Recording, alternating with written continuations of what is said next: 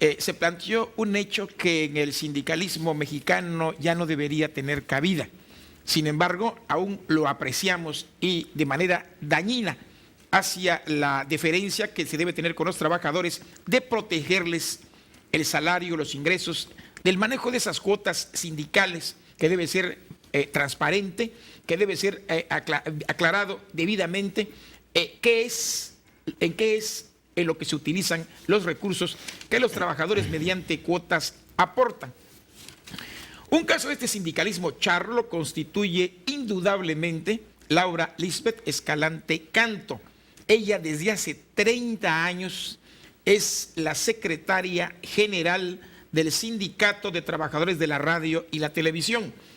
Eso le ha permitido escalar posiciones políticas y también echar guante, echar mano a los recursos del sindicato, como les comentaba, y esto ha contribuido a la mejoría sustancial de su hacienda particular.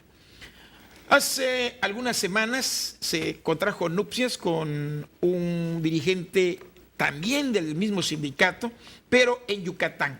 O sea, que mediante el matrimonio auténticamente ya hay una cúpula, o una cópula, diría yo, entre la delegación de Campeche con la de Yucatán. O sea, los intereses aquí se manejaron de manera tal que la señora ya prácticamente es la virreina de los trabajadores que forman parte de este sindicato.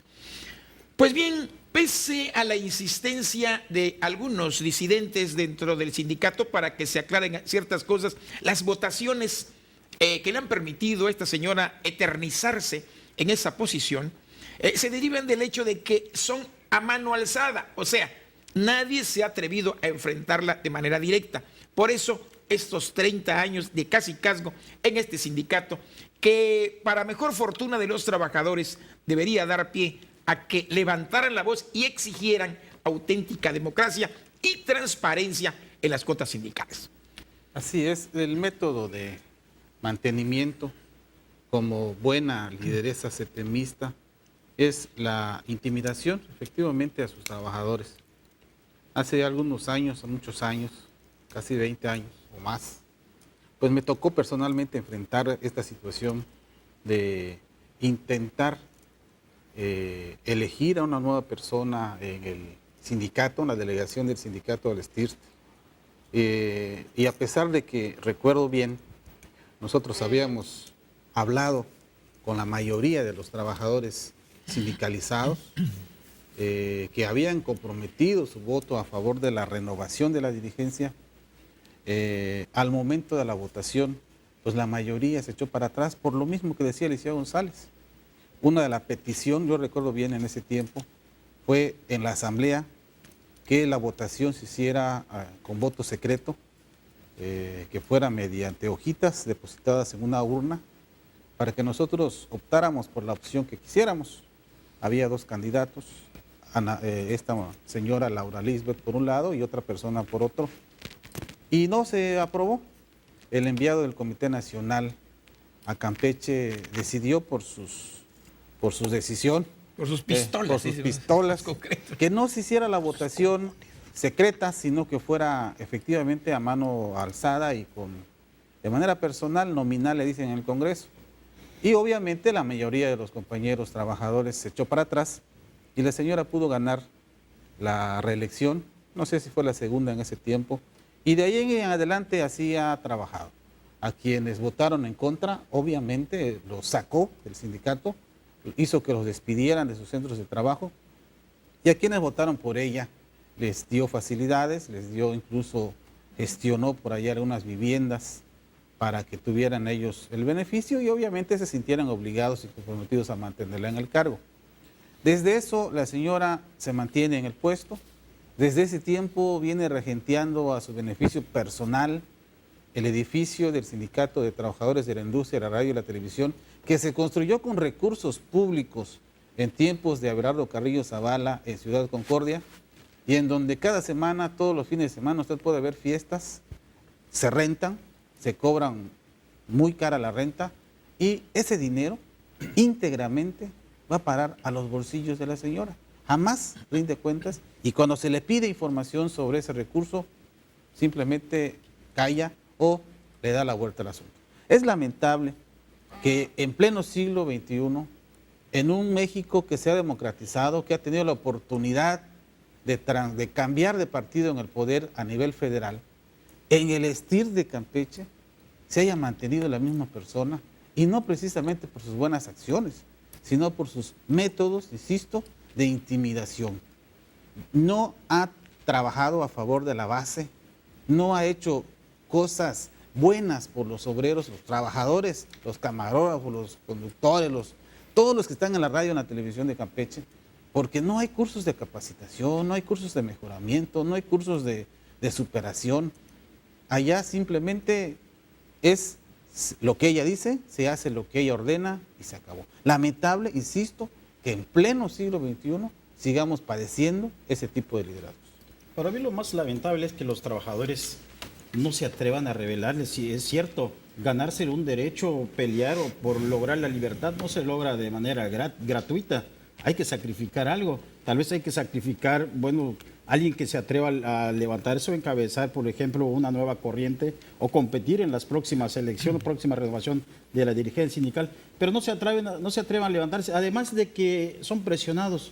También muchos trabajadores están endeudados con ella, endeudados en el sentido de que les dan préstamos, les otorgan préstamos a largo plazo, préstamos de 5 o 6 años, por ejemplo, 10 años, de manera tal que finalmente los tiene prácticamente cooptados, maniatados para poder rebelarse en contra de ellos.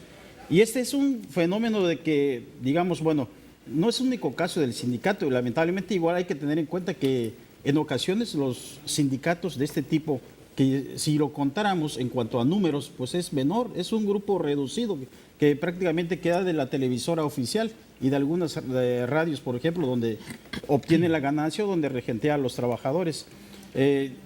Hay otros grupos donde pertenece el STIR, pertenece a la CTM.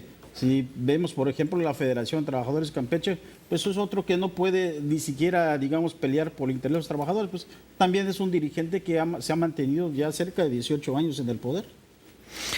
A mí me parece algo importante, igual hace un momento lo decíamos fuera del aire, el hecho de la eternización de los líderes en Campeche, estos liderazgos charros, y además la intención de Laura Escalante Canto de además dejar como heredera, como bien lo señaló el periódico Tribuna el día de hoy, de mecanógrafa chafa a propietaria del STIR, y es que pues ahora quiere imponer a su hija Suemi Pérez Escalante.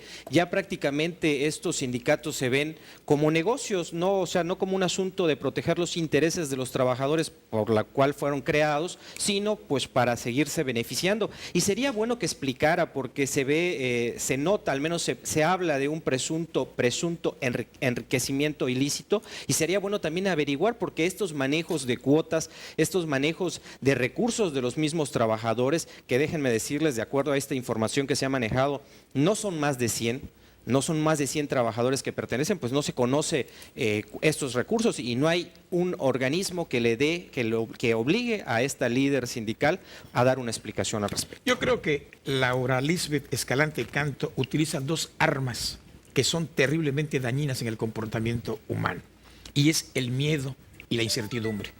El miedo que propicia el hecho de que si te comportas de esta manera vas a tener esta sanción. O sea, la incertidumbre, ¿qué hago después? O sea, lo que decía Lorenzo precisamente hace unos momentos. Yo creo que lo más dañino, lo más grave de esto es la presión que ella ejerce sobre los trabajadores. Y ese miedo, esa incertidumbre en el trabajador es lo que lleva a situaciones de este tipo. Si las autoridades laborales, y en este caso, se enfocaran a observar cómo son las asambleas y propiciaran lo que se señalaba, no el voto abierto, sino a través del voto cerrado. Porque esa es parte de la intimidación que se le hace al trabajador. Ese es el miedo.